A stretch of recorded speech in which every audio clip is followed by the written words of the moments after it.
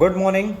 Once again, we are discussing the very important topic of the chapter number 2 of the class 12 business studies, that is in scientific techniques of Taylor. So firstly, we discussed few of the important and revised few of the important scientific techniques of the Taylor, that is in functional foremanship, standardization and simplification of the work, and work study. And you know very well, in the work study we are talking about the four important aspect of the work study, that is in time study, fatigue study, method study, and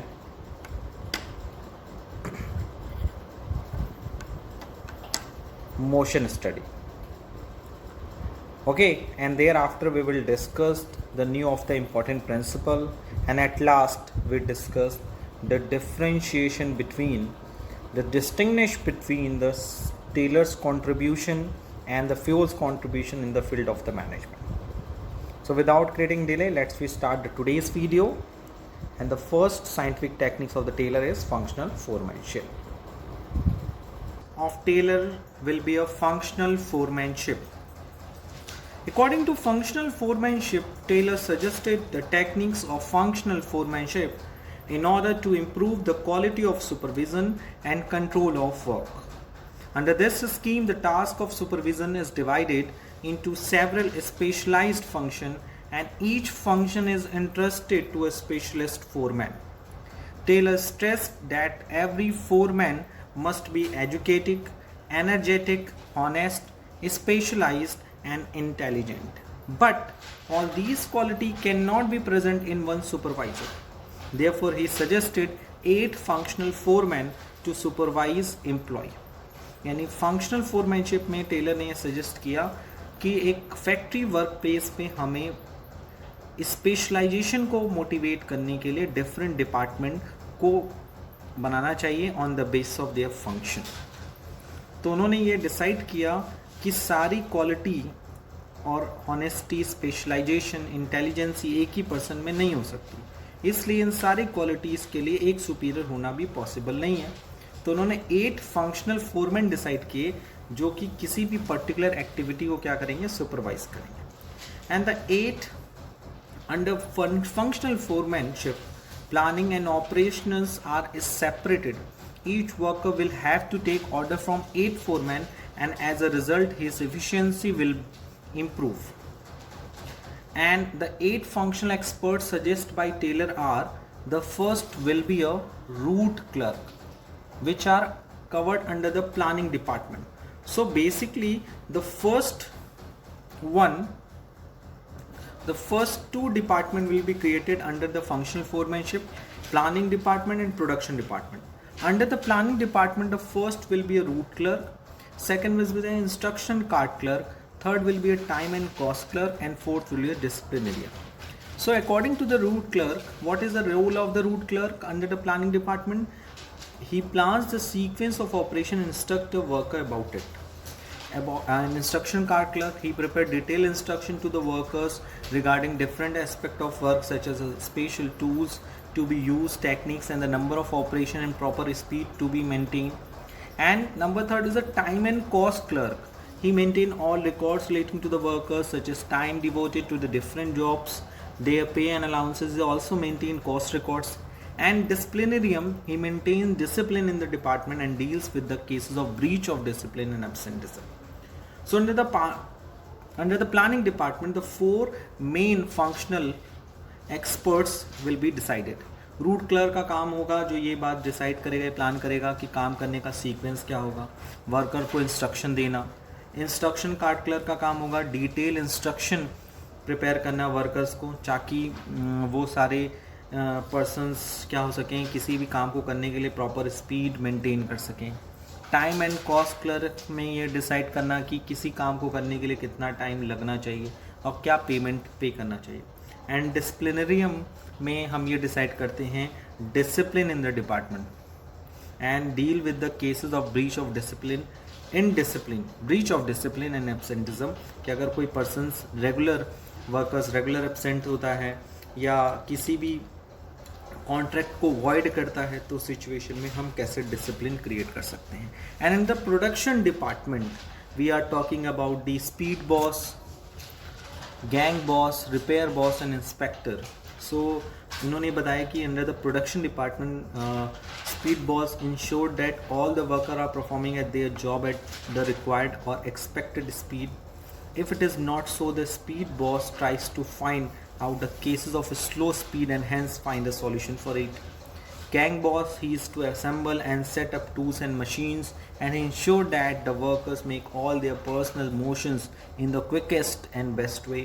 And in the repair boss, he is responsible for the repair of the machinery and he ensures that the workers make all their personal motions in the quickest and best way. And an inspector, he inspects the work done by the workers and demonstrate to the workers to ensure that quality of the product is being maintained. यानी अगर production department की बात करें तो speed boss का काम होगा कि एक ऑर्गेनाइजेशन में किसी काम को करने की जो प्रॉपर स्पीड है, रिक्वायर्ड या एक्सपेक्टेड स्पीड है, वो बनी रहे. और अगर वो स्पीड नहीं होती तो बॉस को ये ट्राई करे कि उस प्रॉब्लम को ढूंढा जाए जिसका स्पीड स्लो है और उसका सॉल्यूशन ढूंढा जाए. गैंग बॉस का काम है कि टूल एंड मशीन्स जो ऑर्गेनाइजेशन में वर्क करने के लिए यूज़ की जा रही हैं वो प्रॉपरली असेंबल्स हों और उनका क्विक क्या हो, यूज़ हो सके. रिपेयर बॉस का काम मतलब ये है कि मशीन्स जो हैं ऑर्गेनाइजेशन में वो वर्केबल नेचर में होनी चाहिए, यानी प्रॉपर उनका रिपेयरिंग होना चाहिए. और इंस्पेक्टर का काम होता है inspect work done by the work and demonstrate to the worker to ensure the quality of the product. मतलब वो देखना कि जो काम किए जा रहे हैं वर्कर के थ्रू वो क्वालिटेटिव हैं कि नहीं है. क्वांटिटेटिव पे ज़्यादा फोकस नहीं करना है, क्वालिटेटिव की चीज़ों पे भी हमें फोकस करना है. नेक्स्ट द सेकेंड जो है आपका टेक्निक्स ऑफ साइंटिफिक मैनेजमेंट, उसको डिस्कस करने पहले please see this diagram in your screen. So according to the FW Taylor, the whole organization will be divided into the two departments, planning and production department is also known as the operating department.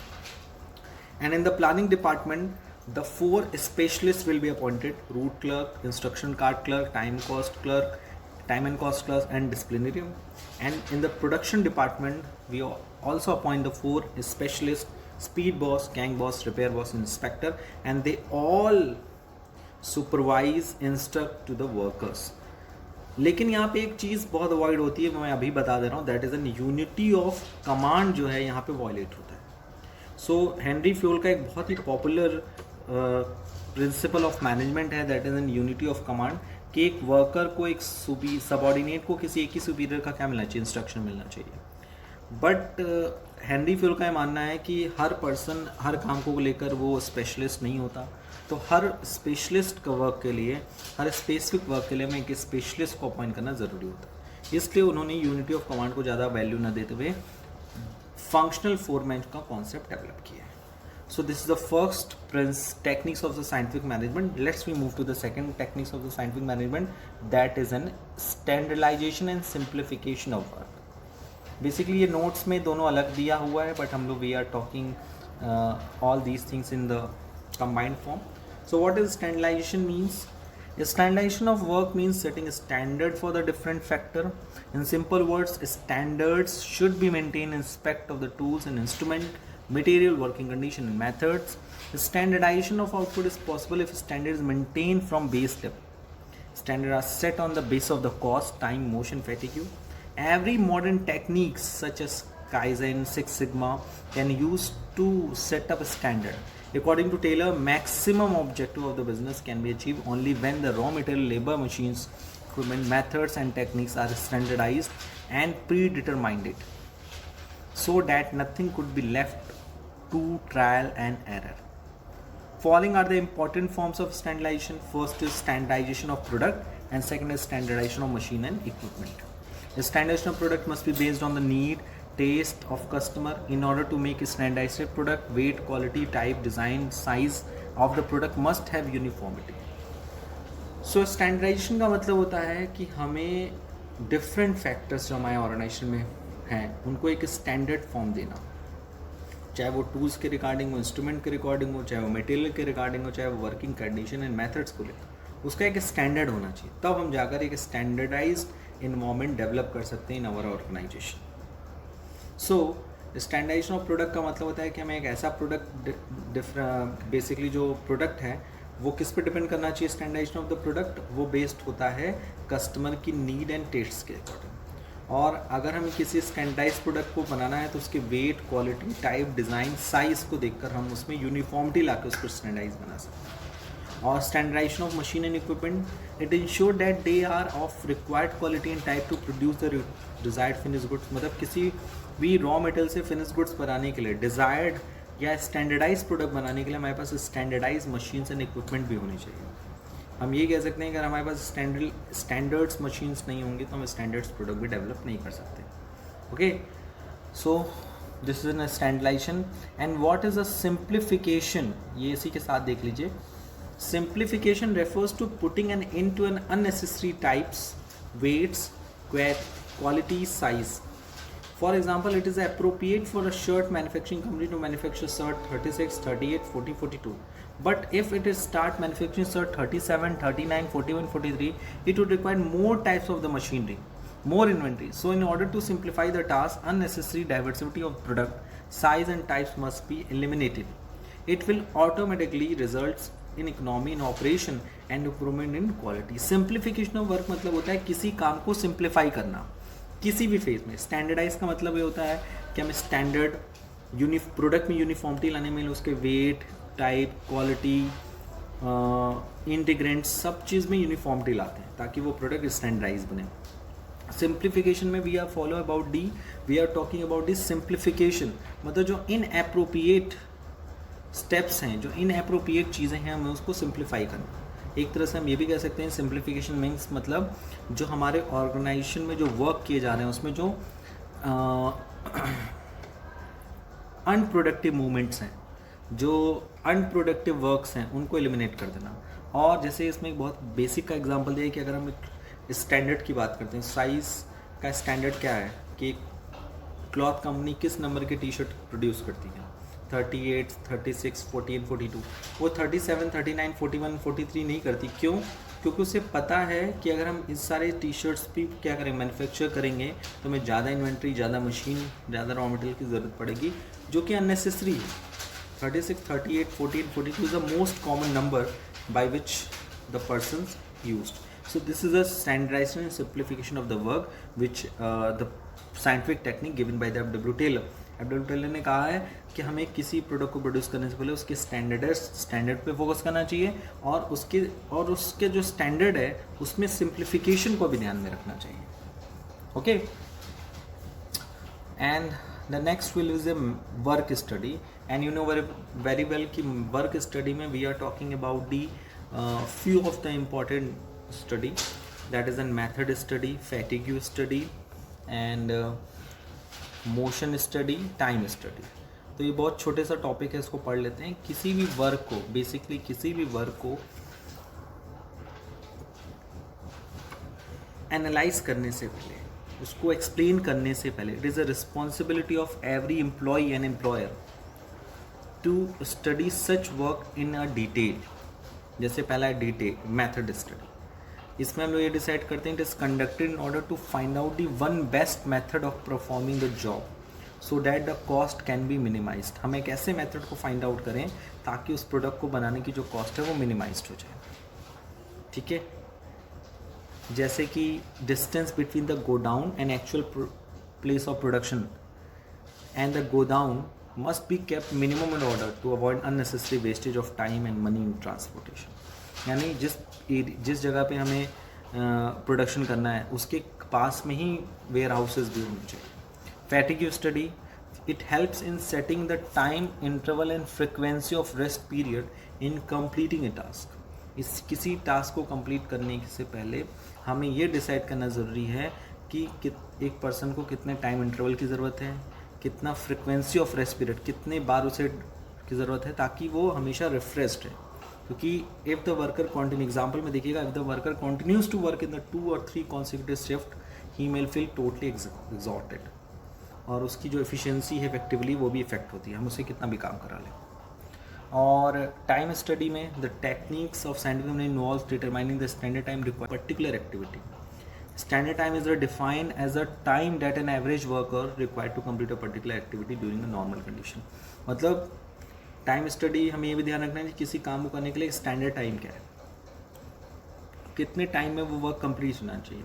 अब वो standard time ऐसा नहीं कि आप rule of thumb पे decide हो जाए कि बोल दिया 1 घंटे में हो जाना है, 1 घंटे नहीं हो सकता. उसके लिए हमें क्या करना होगा, एक स्टैंडर्ड टाइम डिसाइड करना चाहिए और वो स्टैंडर्ड टाइम हमें देखना चाहिए कि ऑर्गेनाइजेशन में जितने भी वर्कर काम कर रहे हैं उसमें एवरेज वर्कर उस काम को करने के लिए कितना टाइम ले रहे हैं. मोशन स्टडी में भी हम लोग ये डिसाइड करते हैं कि it involves through analyse of various movements, productive movements and unproductive movement. और ये भी ध्यान रखना चाहिए किसी काम को करने के लिए कितने प्रोडक्टिव मूवमेंट हैं, कितना अनप्रोडक्टिव है, कितने इंसिडेंटल है. प्रोडक्टिव मतलब जिस काम को करने से हमें कुछ ना कुछ रिजल्ट मिल रहा है, अनप्रोडक्टिव मतलब जिसको कोई मिल नहीं रहा, और इंसिडेंटल मतलब जो काम इंसिडेंटल हो रहे हैं जो किए जा सकते हैं, तो उसके लिए भी हम लोग ध्यान में रखना चाहिए. तो ये वर्क स्टडी का बेस थीम है कि how we will find out the detail investigation of the particular work with the help of the time study, fatigue study, motion study and method study. Okay,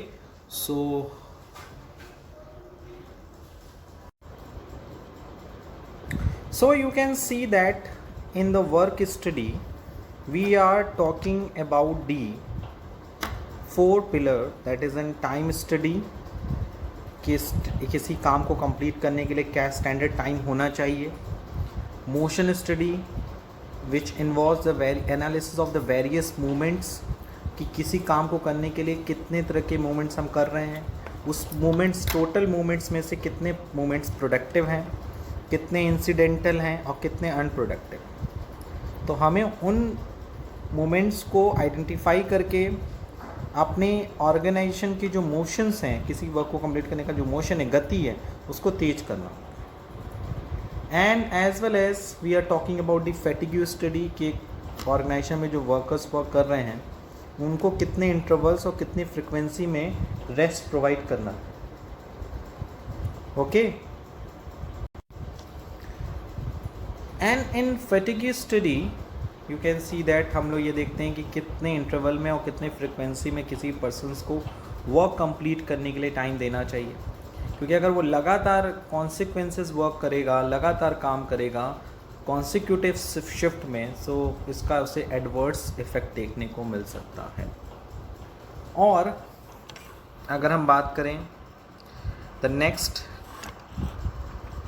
principal of scientific management, that is a differential piece wage system.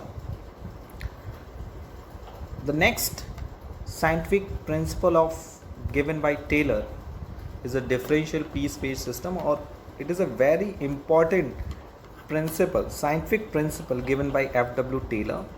उन्होंने ये बोला इस principal के basis पे कि हमें organisation में work करने वाले वर्कर्स को उनके वर्क के अकॉर्डिंग डिफरेंशिएट करना चाहिए, ना कि उनके कास्ट, क्रीड, रिलीजन, जेंडर के बेसिस पे नहीं करना चाहिए. So the scientific technique of differential price rate system emphasis on paying different rate of wage for efficient and inefficient employees.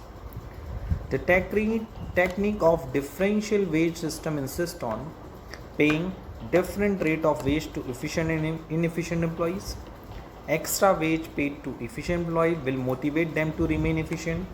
Extra wages paid to efficient employee motivate inefficient employee to come in category to efficient employees. When payment is given according to number of unit produced, automatically the production will be maximized. यानी इस principal के according Taylor ने ये बताने की कोशिश की कि हमें इफ़िशिएंट और इनएफिशिएंट एम्प्लॉयज़ को अगर बांटना है, 2 कैटेगरी बनानी है ऑर्गेनाइजेशन में, तो हमें एक स्टैंडर्ड आउटपुट स्टैंडर्ड टाइम में डिसाइड करना होगा. और अगर कोई पर्सन या कोई वर्कर्स स्टैंडर्ड टाइम में स्टैंडर्ड आउटपुट देता है तो उसे एफिशिएंट, और अगर स्टैंडर्ड टाइम में स्टैंडर्ड आउटपुट नहीं देता है, दोनों ही क्राइटेरिया पूरा नहीं करता, तो उस सिचुएशन में उसे इनएफिशिएंट एम्प्लॉयज़ बनाना चाहिए. और जो इफ़िशिएंट एम्प्लॉयज़ को एक्स्ट्रा वेजेस देना चाहिए, स्टैंडर्ड से अबव बोनस देना चाहिए। इससे क्या होगा, इफ़िशिएंट एम्प्लॉयज़ मोटिवेट होगा और वो हमेशा अपने आप को इफ़िशिएंट एम्प्लॉयज़ बनाए रखना होगा। और दूसरा फ़ायदा ये होगा कि जो इनएफिशिएंट एम्प्लॉयज़ हैं वो भी ये चाहेंगे कि वो भी ज़्यादा से ज़्यादा आउटपुट दें ताकि वो भी इनएफिशिएंट से एफिशिएंट पहुंच जाएं। तो यू कैन सी दैट एक तीर से दो निशाने हो जाएंगे, और जैसे जैसे प्रोडक्शन बढ़ेगा वैसे वैसे ये चेंजेस देखने को मिलेगा कि प्रोडक्शन बढ़ता रहेगा। To conduct differential wage system, Taylor advise that the company must determine the standard of efficiency in terms of number of units during a day or standard time. The worker who produce equal to or more than the standard output within a standard time efficient worker must be paid as per the higher wage rate. On the other hand, if the worker produce less unit as compared to standard output, inefficient worker he shall be paid as a lower wage rate. यानी अगर कोई भी workers standard output बनाता है standard time में तो efficient और उसे हायर वेजेस देना चाहिए, और अगर स्टैंडर्ड आउटपुट नहीं देता है स्टैंडर्ड टाइम में तो उसे लोअर वेज रेट देना चाहिए। जैसे एक एग्जांपल के थ्रू उसको समझाने की कोशिश की गई है कि एक स्टैंडर्ड टास्क डिसाइड हुआ 10 यूनिट्स और 60 यूनिट पर यूनिट हम देंगे जो 10 यूनिट्स या उससे ज़्यादा बनाएगा, और 40 पर यूनिट देंगे उन वर्कर को जो प्रोड्यूस करेगा लेस देन 10 यूनिट्स। सो अगर ए ने प्रोड्यूस किया 11 यूनिट्स तो उसको मिलेगा 11 इंटू 660, और बी ने 9 यूनिट्स प्रोड्यूस किया तो 9 into 40। In this way you can see that A will get 660 rupees and B will get 360 rupees. In this way even through B has produce only 2 unit less than the A. अब देखो B ने सिर्फ 2 unit कम बनाया ए से, और wages का कितना बड़ा डिफरेंशिएशन है, क्योंकि ए निकल गया स्टैंडर्ड आउटपुट देने और बी निकल गया below standard. So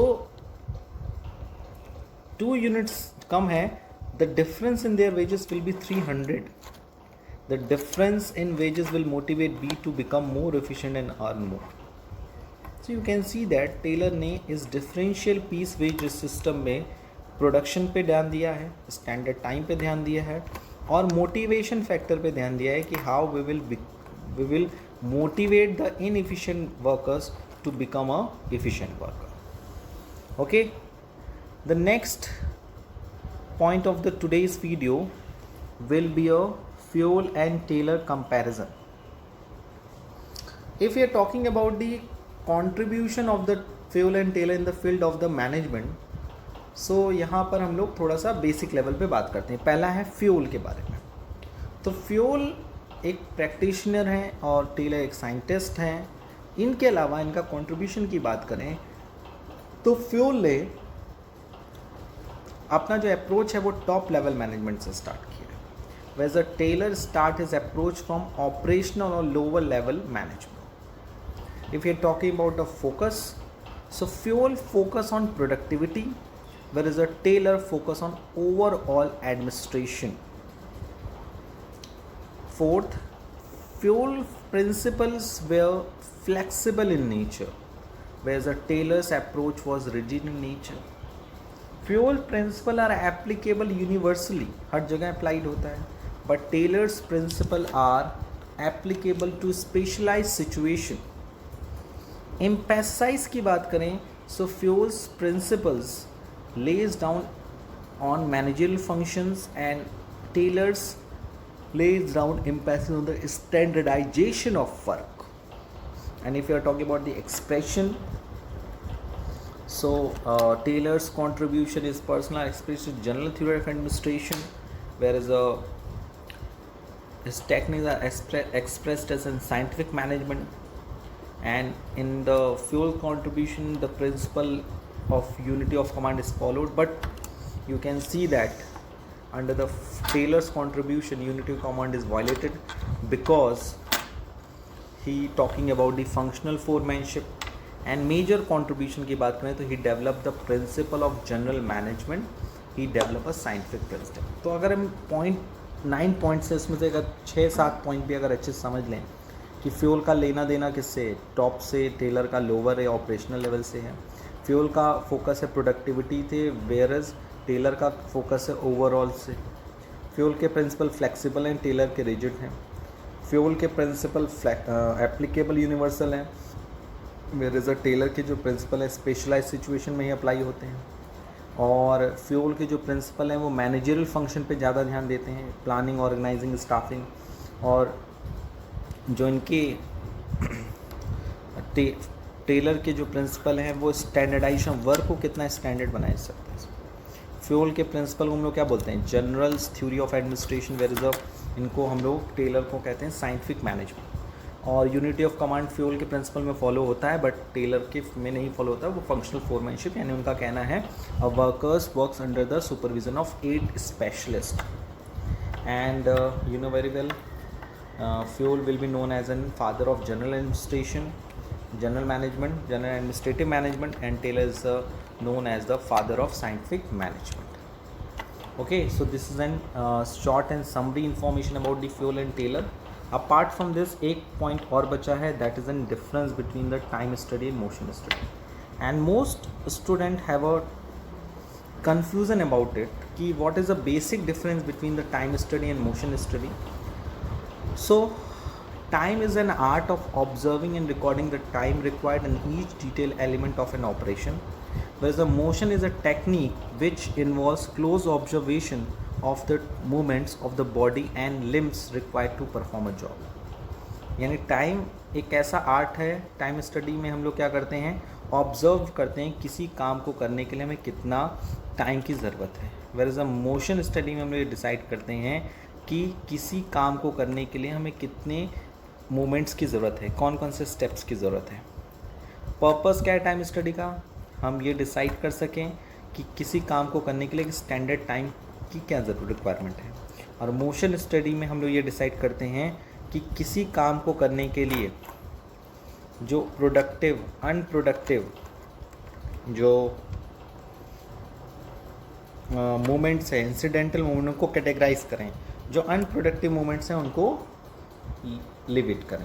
So this is a difference between time and motion study, or you can see that in all the section of the principle of scientific management. So basically if we are talking about the Taylor's contribution in the field of management, so we can say that F.W. Taylor is a very famous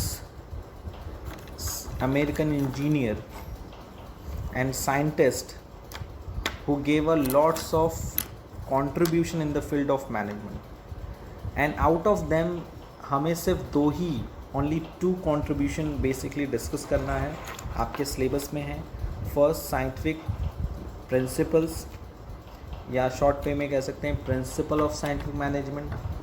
and number second हम लोग को discuss करना है, that is an techniques of scientific management. So you can see that if we are talking about the revision part of the principle of the scientific technique, so you can see that there are basically 4 principles of the scientific management. First, science, not a rule of thumb. Second, harmony, not discord. Third, cooperation, not individualism. And fourth will be a development of worker to their greatest efficiency and prosperity. So these 4 are the scientific principle of scientific management. And if we are talking about the scientific techniques of the Taylor, so there are basically various techniques of the scientific Taylor of the scientific management. That is, an first will be a functional foremanship. First will be a functional foremanship, और इसमें you can see that 2 department, planning department, production department will be created, and the planning department there are 4 part: root clerk, construction card clerk, time and cost clerk, disciplinarian. And the production department we are talking about the speed boss, gang boss, repair boss, and inspector. And number second is standardization and simplification of the work. In this we are talking about the standardized product and eliminating all the standardized criteria from the product. And number third is a work study. And another work study, we are talking about the 4 study of the work, detailed study about the work, that is a method study, fatigue study, time study and motion study. Motion study में वही productive unproductive and incidental step को find out करना, time study में standard time decide करना, suitable framework decide करना, fatigue study में number of time intervals and frequency of time interval, period of time intervals decide करना, and method study में the best method by which we can do any work so that the cost can B minimise, जिससे cost minimum हो सके। इन सारी चीज़ों पे focus किया जाता है। And at last we are talking about the differential piece wage system, in which we are talking about the differentiate between the efficient and inefficient workers on the basis of their work. Okay, so आज के लिए इतना ही। Take care, thank you, good bye.